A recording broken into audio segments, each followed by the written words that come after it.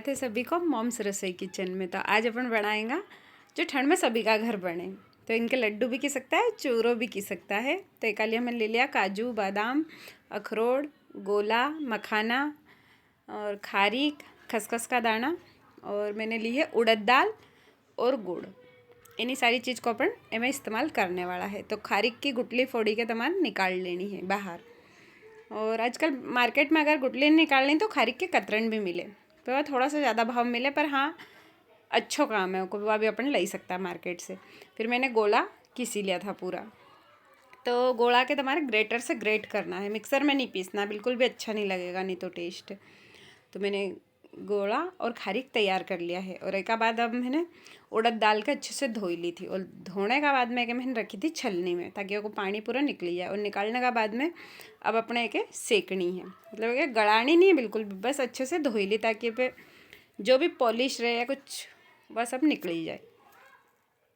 फिर एक तमार कम से कम 15 मिनट रोस्ट करनी है कम आंच पे, जब तक यह अच्छे से पूरी भुरभुरी नहीं हो जाए, मतलब पूरी पीसने के लिए तैयार नहीं हुई जाए। तो पीसी गई थी, फिर मैंने निकाली। फिर मैंने एक चम्मच से बड़ी चम्मच इतना घी डालियो होगा, मतलब यह जो कटोरी गेहूं का आटो लियो है मैंने, एक कटोरी और आधी कटोरी मैंने घी लियो है। और एक तुम्हारे कम आंच पे सेकणो है अच्छे से, जब तक कलर एकदम भूरो भूरो नहीं हो। तो देख ही सकता है एकदम कलर अच्छा होगा। और डायरेक्ट आटो सेकने का लिए घी अपने पहला कम डालना, थोड़ो आटो अच्छे सीखी जाए तो फिर अपन घी को इस्तेमाल कर ही सकता है। तो मैंने गैस बंद कर दिया। फिर दाल ठंडी हो गई थी तो एक भी एकदम बारीक पीसी ली थी, तो यह सेकने से एकदम अच्छे से बारीक में हो गई थी। तो अभी ना आटा के जो उड़द दाल को आटो है उसका साथ अपन मिक्स करी ना और सेकांगा थोड़ी देर। तो आटा में अगर डायरेक्ट अपन घी पहला ज़्यादा मिलेगा तो आटो कम अच्छे से सीखेगा। एक लिए घी अपने थोड़ो थोड़ो मिलाना है और चालते रहना है, देख ही सकता है चिपक के बहुत जल्दी। तो अब अच्छे से गोल्डन कलर आएगा तो फिर मैंने में थोड़ा सा घी मिलायो और एक फिर सेकियो थोड़ी देर। और अब है खारीक की बारी, अब इनके भी अपन अच्छे से पीसी लांगा।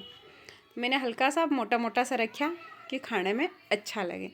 फिर मैंने ड्राई फ्रूट भी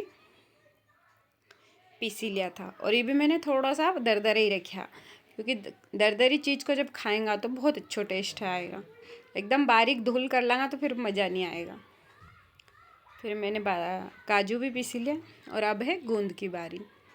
तो गूंद के मैंने घी में निकाल लिया तो बढ़िया गरम करीने।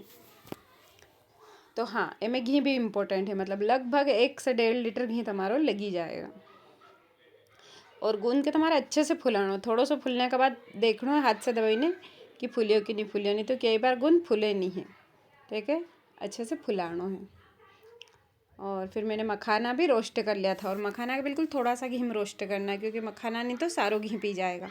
इन चीज़ को ध्यान रखना, थोड़ा सा घी रखना और मखाना अच्छे से उनमें रोस्ट कर लेना है, मतलब सेकी लेना है जब तक कुरकुरा होए। फिर मैंने जो खसखस ली थी वो भी घी में अच्छे से भून ली थी। और अब मैंने डाला ड्राई फ्रूट, काजू और बादाम जो पीसी के रखा था, तो इनके मैंने घी में भुनिया है। तो घी में अपन सारी चीज़ के भुनांगा, और घी में भुनने से बहुत अच्छा टेस्ट आएगा। एक लिए डायरेक्ट कहीं भी मत डाल दो, सबके तुम्हारे घी में भुनाई करनी है थोड़ी थोड़ी देर। अब मैंने डाल दिया खारी, तो इनके मैंने थोड़ा सा भुन लिया है। अब आई है खोपरा की बारी। तो खोपरा के मैंने हल्को हल्को सा भून लिया, खोपरा बहुत जल्दी भून ही जाएगा, बस 5 मिनट में।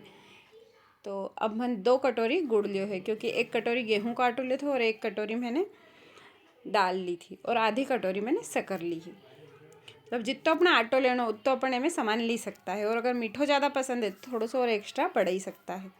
बाकी आटा का हिसाब से मेजरमेंट सही है। तो अब मैंने सारी चीज़ के एक बड़ा बर्तन में मिलाई के मिक्स करी रही है, और गुड़ भी अच्छे से मेल्ट हुई गो है, देख ही सकता है। तो अब मेल्ट होने का बाद में एक अपन एक ऊपर डालांगा। पानी वानी नहीं डालियो मैंने गुड़ में, बस डायरेक्ट तुम्हारे कम आंच पे के मेल्ट कर लेना, और चाशनी भी नहीं बनानी, सिर्फ गुड़ अच्छे से पिघल जाए और एक ऊपर डाल दो। तो मैंने थोड़ा सा तरबूज का बीज रहेगा था, इनका ऊपर से बाद में डालिया। और अब आखिरी में डालेंगे अपन सौंठ पाउडर, मतलब अदरक के ही अपन सूखाई के, जब अदरक सस्तो रहे तो उससे सौंठ पाउडर बन ही सकता है। अगर यह वीडियो देखनी तो हमारे यूट्यूब चैनल पर डली है, तो आराम से मतलब सौंठ पाउडर अपना बनी जाएगा। फिर सारी चीज़ को अच्छे से मिक्स करनी है हाथ से। मिक्स करने का बाद में अगर तुम्हारी इच्छा है तो अपन लड्डू बना सकता है, और अगर घी कम लगे तो डाल ही सकता है। Thank you for watching.